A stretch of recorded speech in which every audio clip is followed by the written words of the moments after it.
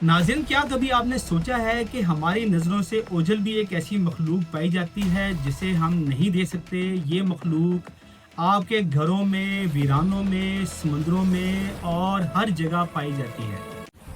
आज का हमारा मौजू है जिन्नात।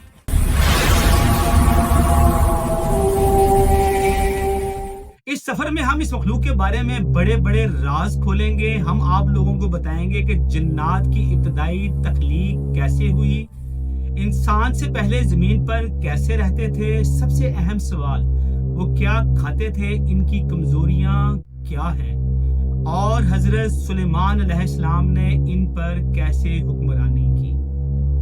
नाज़रीन, हमारे आका हजरत आदम अलैहिस्सलाम की तख्लीक से भी पहले, हजारों साल पहले, जब जमीन सिर्फ पानी और पहाड़ थी, तब अल्लाह ताला ने अपनी एक अजूब मखलूक पैदा की।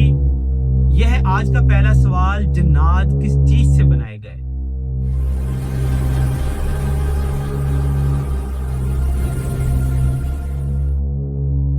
जवाब बिल्कुल वाज़ेह है। कुरान कहता है इन्हें आग की खालिस लिपट से पैदा किया गया है। वखलकल जान्न मिन मारिजिम मिन नार। ये आम आग नहीं है, ये दूध शोलादार लतीफ आग है, जिसकी वजह से ये मखलूक इंतहाई तेज रफ्तार और हमारी आंखों से ओझल रहती है। नाज़रीन, जिन्नात की बहुत सारी इकसाम होती हैं। ताकतवर जिन्नात, अफरियत,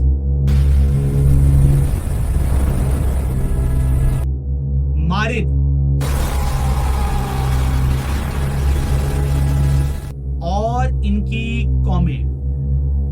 जिन्नात भी अकेली मखलूक नहीं, इनकी भी इंसानों की तरह कौमें, कबीले, तंजीम होती हैं।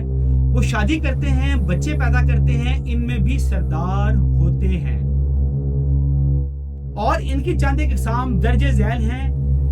जिन, जो कि बिल अमीम पाया जाता है, रोजमर्रा के काम करने वाले होते हैं। मारिद, सरकश, बड़े और खतरनाक जिन्नात कहलाते हैं। अफरियत, ये जिन्नात की सबसे ताकतवर किस्म है। कुरान मजीद में भी अफरीत का जिक्र है। मलका सबा का तख्त पलक झपकने से पहले ला सकता था।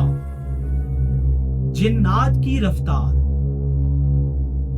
अफरियत और मारिद किस्म के जिन्नात की रफ्तार नाजरीन इतनी तेज होती है कि वो एक पलक झपकने में सैकड़ों किलोमीटर का फासला तय कर सकते हैं। जिन्नात की दुनिया और माशरत, जिन्नात कहाँ रहते हैं, घर और बस्तियां कहाँ बनाते हैं, लोगों की दिलचस्पी का मुकाम।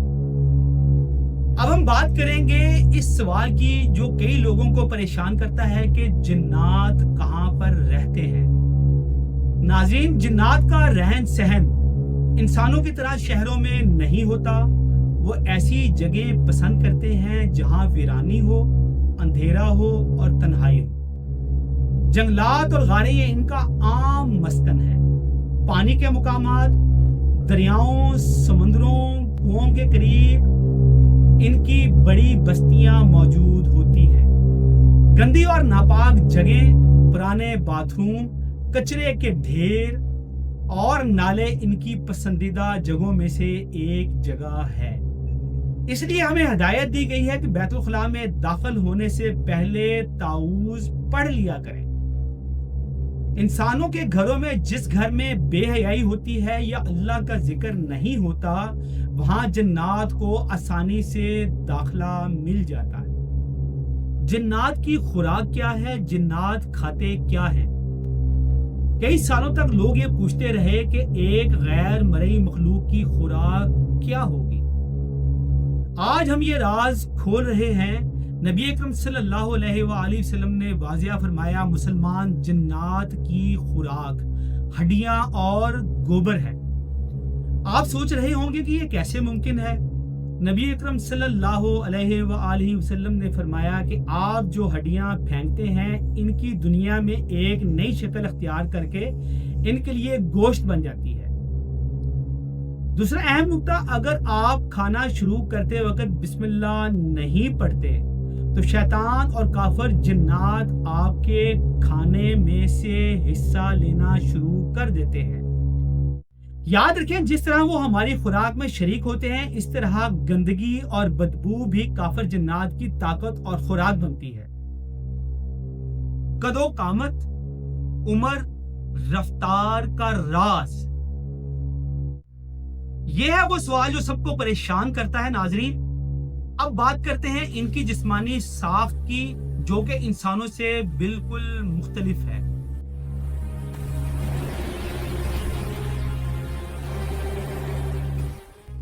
جنات کا قد و قامت، چونکہ جنات آگ کی لپٹ کی فطرت رکھتے ہیں، ان کی کوئی شکل نہیں ہوتی۔ وہ اپنی شکل کو چھوٹا بھی کر سکتے ہیں اور ایک عفریت کی طرح دیو ہیکل بھی کر سکتے ہیں۔ روایات میں آتا ہے کہ بعض طاقتور جنات پہاڑ جتنے بڑے بھی ہو سکتے ہیں۔ اب ان کی عمر، جنات انسانوں سے ہزاروں گنا زیادہ عمر رکھتے ہیں۔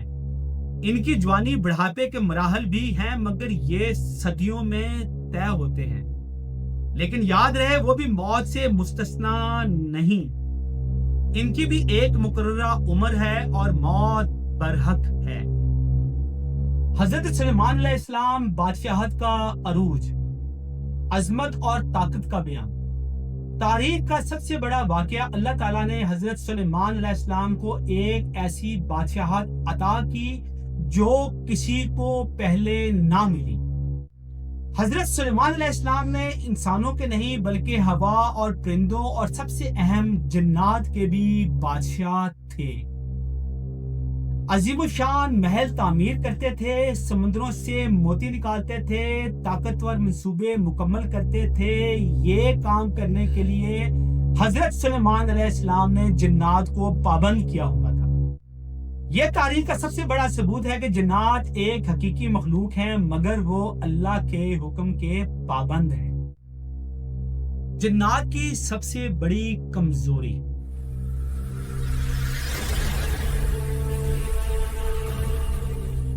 یہ وہ حصہ ہے جو آپ کو حفاظت دے گا۔ طاقتور جنات کی فوج اپنی جگہ، مگر ان کی سب سے بڑی کمزوری کیا ہے؟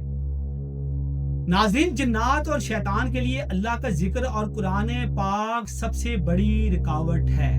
تلاوت قرآن، خاص طور پر سورہ البقرہ کی تلاوت جس گھر میں ہو، وہاں سے شیطان بھاگ جاتے ہیں۔ اذکار اور دعائیں، صبح شام کے اذکار اور ہر کام سے پہلے بسم اللہ الرحمن الرحیم پڑھنا جنات کے اثر کو ختم کر دیتا ہے۔